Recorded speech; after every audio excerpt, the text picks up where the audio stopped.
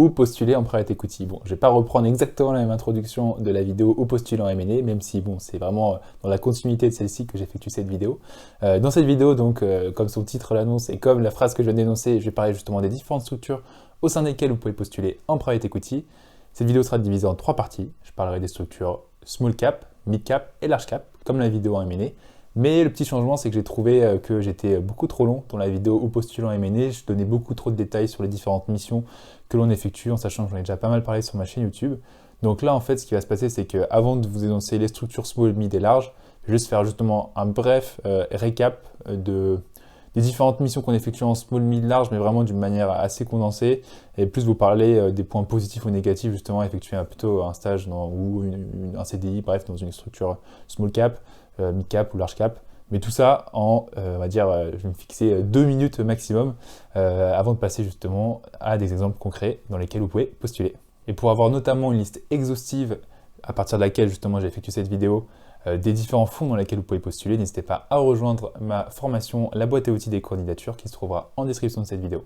Donc maintenant, si on parle un petit peu justement des différentes missions, pourquoi plutôt faire un stage en small, pourquoi faire un stage en mid, en large, etc. En fait, ce qu'il faut savoir, c'est que c'est pareil qu'en M&A, plus ou moins pareil, c'est que vraiment, si vous effectuez un stage dans une petite structure, donc qui dit globalement, qui dit petite structure dit small, et plus la structure est grande, plus il y a des équipes mid, plus il y a des équipes qui couvrent même le secteur large cap en private equity. En fait, vous allez avoir une courbe d'apprentissage globalement, je pense, qui est plus ou moins la même, parce que même en mid, vous avez des missions qui sont un petit peu pénibles, de data room par exemple. Ça sera plutôt en M&A, mais en private equity, vous avez des missions parfois qui sont un peu plus pénibles, de data crunching, etc. En small, pareil, vous pouvez avoir des missions un peu plus pénibles de prospection. Alors, pas trop en private equity, c'est plus en M&A, mais ce que je veux dire, c'est que je pense que globalement, quand même, la courbe d'apprentissage est la même. Je dirais qu'elle est peut-être un petit peu croissante dans la mesure où en fait on travaille plus en mid et on travaille plus en large. Donc forcément, bon, globalement, hein, si je dis à productivité constante, ce qui n'est pas toujours le cas, attention, mais on a quand même une courbe d'apprentissage qui est un peu plus élevée parce qu'on travaille plus. Mais néanmoins, on voit quand même des sujets qui sont super intéressants en small, en mid et en large. Et donc, ce qu'il faut savoir, c'est juste d'un point de vue responsabilité. Vous allez être moins responsabilisé si vous effectuez un stage dans une grosse structure avec une grosse équipe où vous allez vraiment être considéré comme un stagiaire. Là où quand vous faites un stage dans une petite structure, vous allez être plus considéré comme un analyste, surtout quand il n'y a pas d'analyste. Sauf que là, vous dites, ok, bah, je vais toujours postuler dans les structures. Non, il ne faut pas non plus faire que ça. Pour moi, il faut faire le beau milieu, et moi, j'adore les structures mid-cap, mais bon, ça, c'est un avis qui est totalement subjectif. Parce que les structures qui sont plus grosses vous ouvrent beaucoup plus de portes. Vous serez amené à travailler sur des sujets qui, vraiment, comme je disais en M&A, qui impactent l'économie, travailler avec des personnes qui, généralement, ont un background d'un point de vue expérience, enfin, même s'ils sont des machines en small, là, ce sont vraiment des personnes qui vraiment sortent du lot d'un point de vue soit endurance de travail, mais également d'un point de vue mental, quand je dis que vous êtes dans des top fonds, disons. Et donc, qui dit ça, qui dit personnes qui ont un super background, dit aussi personnes qui ont des super contacts. Et donc ça, c'est un point qui est aussi important pour la suite de votre carrière. Si vous effectuez un stage justement avec des personnes qui ont beaucoup de réseaux, ça vous pourrez en bénéficier si vous effectuez un bon stage. Donc ce que je veux dire, c'est que là, je me perds un peu, mais bref, il y a vraiment des plus et des moins à être en small, en mid ou en large. Il me semble que j'en ai déjà parlé dans des vidéos, mais si vous voulez vraiment que j'effectue une vidéo à ce sujet, mettez-le moi en commentaire. Et c'est pas pour ça que j'ai pas envie de vous dire ok, postulez qu'en small, ok, postulez qu'en mid, ok, postulez qu'en large. Essayez de vous renseigner, de contacter des personnes, surtout des stagiaires si vous effectuez un stage, des analystes si vous voulez postuler en CDI. Comme ça vous donnera un peu une idée des différentes missions que vous serez amené à effectuer et surtout des personnes avec lesquelles vous allez travailler parce que quand on travaille dans une grosse structure, peut-être qu'il y a plus de pression, donc c'est un peu moins sympa. Et au contraire, peut-être que vous avez très peu de travail dans certains fonds small et donc vous vous ennuyez un peu. Bref. Si vous voulez que moi, à partir de mon petit réseau, je vous fasse une vidéo où je vous parle réellement des plus et des moins small, plus, moins mid, plus, moins large, mettez-moi ça en commentaire encore une fois. Donc maintenant, passons aux exemples concrets. Ce qu'il faut savoir, c'est que en M&A, j'ai fait une division small, mid, large cap dans la vidéo ou postulant M&A.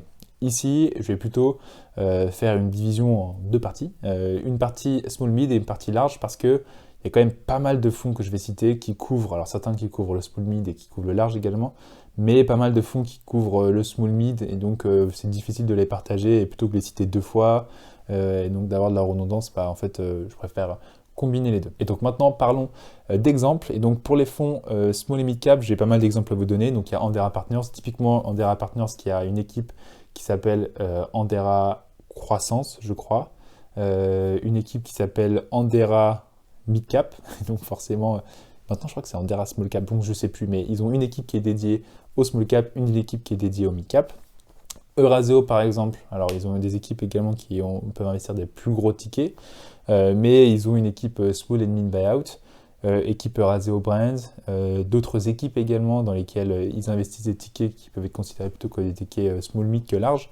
Donc voilà, il y a Tikeo également, qui ont des équipes similaires, bon, c'est vraiment le gros concurrent de Euraseo, disons, mais il y a Apax, Partners, Arkea, BPI France, Crédit Mutuel Equity, HLD, LBO France, MBO Co, Montefiore, Motion Equity Partners, Naxicap Partners. Bref, il en existe énormément. Hein. Encore une fois, le but, c'est pas que je vous cite vraiment tous ces acteurs-là.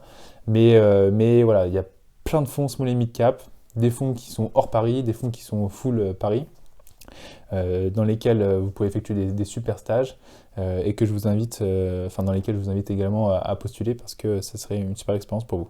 Maintenant, si je vous donne des exemples concrets justement de fonds d'investissement de private equity large cap, donc là il y en a pour le coup beaucoup moins par rapport, beaucoup moins, il y en a un petit peu moins par rapport au M&A où là quand même il y a peut-être plus d'acteurs M&A large cap que de fonds de private equity large cap, donc ça c'est une stat à vérifier, mais bref, si je parle d'exemples, donc là il y a Bridgepoint qui a également une practice mid cap. Il y a CVC Capital Partners, donc il y a Euraseo, KKR, PAI Partners, Antin Infrastructure, bon ça c'est plutôt pour le côté infrastructure, comme son nom l'indique. Il y a 3i pareil qui ont des équipes d'infra. Ardian j'ai oublié d'en parler, mais il y a Blackstone, BlackRock, Bain Capital donc, et d'autres. Et là ça fait vraiment partie des top fonds d'un point de vue de ticket. Ardian, j'ai oublié d'en parler, mais Ardian, ils ont une équipe Ardian Croissance qui, elle, investit dans du small mid. D'autres équipes également qui investissent dans du small mid. Donc encore une fois, c'est un peu à l'image de Euraseo, qui couvre un peu toutes les catégories small et mid cap. Pas que en France, en Europe, voire même à l'international. Voilà, j'espère que cette vidéo vous aura plu. Je pense qu'en tout, j'ai dû vous donner presque une vingtaine de noms de fonds d'investissement dans lesquels vous pouvez postuler. J'ai essayé d'être le plus rapide possible parce que parfois je me trouve un peu trop lent. Donc encore une fois, si vous voulez que j'aille un peu plus dans le détail, que je vous donne peut-être d'autres exemples, mettez-moi ça en commentaire. Si la vidéo vous a plu, n'hésitez pas à liker et à vous abonner à ma chaîne YouTube. C'était Hugues, à très vite pour de nouvelles vidéos.